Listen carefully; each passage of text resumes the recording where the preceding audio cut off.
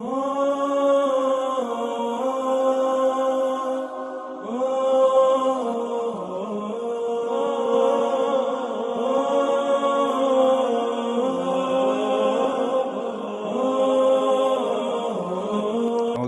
الشیطان الرجیم، بسم اللہ الرحمن الرحیم۔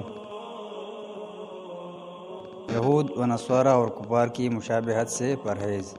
موجودہ دور میں ایک وبا یہ چل پڑی ہے کہ بلا سوچے سمجھے ہر نئی چیز کی تقلید کی جائے اور ہر نئی چیز لذیذ ہوتی ہے کہ مقولے پر 100% عمل ہو رہا ہے۔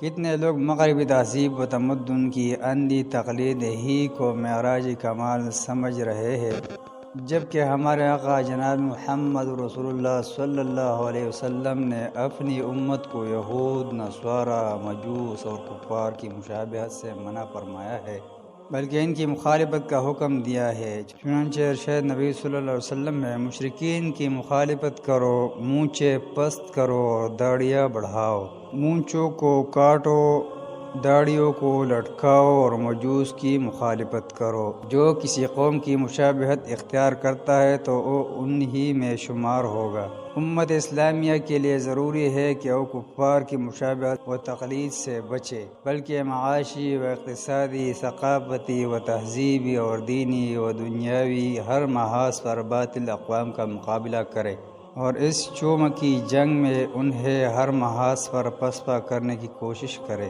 تاہم سائنس، ٹیکنالوجی، ڈاکٹری، علوم و فنون حرب اور اس کے وسائل غیر مسلم اقوام سے سیکھے جا سکتے ہیں، لیکن اس کے لیے ضروری ہے کہ یہ اس اصول کے تحت ہو: ہر چیز سے فائدہ اٹھایا جائے اور ہر بری چیز سے دامن بچایا جائے۔